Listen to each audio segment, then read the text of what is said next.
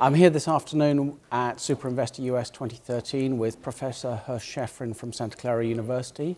He's been sharing his insights in behavioural corporate finance and the practical implications of those for us in the private equity industry.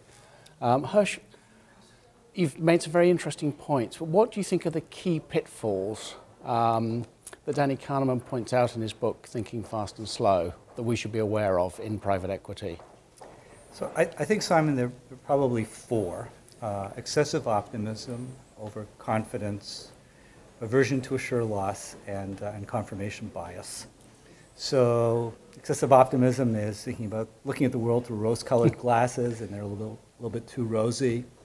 Overconfidence is either thinking one knows too much or thinking that one's better than one actually is. Even if one's very good, it's still possible to think one's better than one actually is. Aversion to a sure loss is the tendency to have difficulty accepting a loss and really gambling for resurrection. So taking some of the big traders at SocGen and exactly, yeah, Jerome Kerviel, who holds the record, I think. Yes.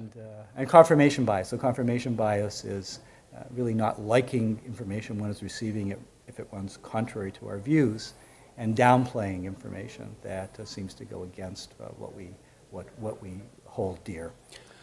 Okay, so that's a great framework in theory, but in practice, if you're running a private equity fund or you're an investor into private equity funds, how can you apply those lessons day to day? Ah, right. So that's the $64 question. $64 billion question nowadays, I think. Quite right.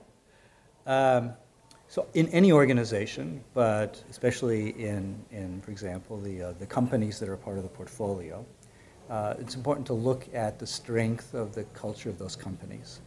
And part of that strength has to do with the ability of the organizations to assess the degree to which these particular pitfalls characterize the way that their business runs. So, right. So are they infected to a major degree? And companies that have strong cultures put processes in place that seek to identify these particular vulnerabilities, these pitfalls, and look for ways of encouraging the members of those organizations to mitigate them. And that really have people help each other, not to be too excessively optimistic, to kind of roll back on the optimism if too optimistic they are, and to politely find ways to help people be a little less confident. Now, I always say optimism and confidence are very important, and it's the people who are optimistic and confident who really build the world and have the vision, and it's just important not to have too much of a good thing. And you talk about organizations with strong cultures. If you are looking at an organization with a strong culture the wrong way, how can you start to move the elephant? So that begins with the top. It's very difficult. Anybody who works in an organization and isn't at the top to actually be able to move that organization to strengthen the culture, it just will not happen by itself. So it's enlightened leadership. And enlightened leaders, for example, Alan Mulally at Ford is one of my favorites.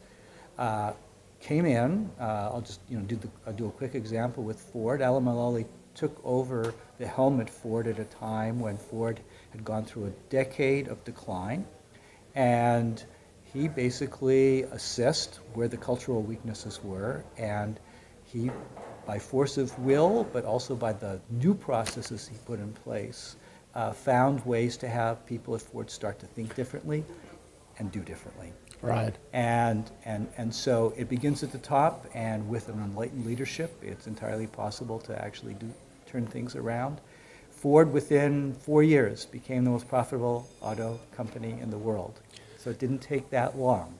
But with something like Ford, there was, I'm sure, a very strong culture, but there was also a very clear need for change. What about a business that is performing well, but you want it to perform better or you want to keep it performing well? Does that make the change harder? Yes. It's difficult to argue with success, people will say.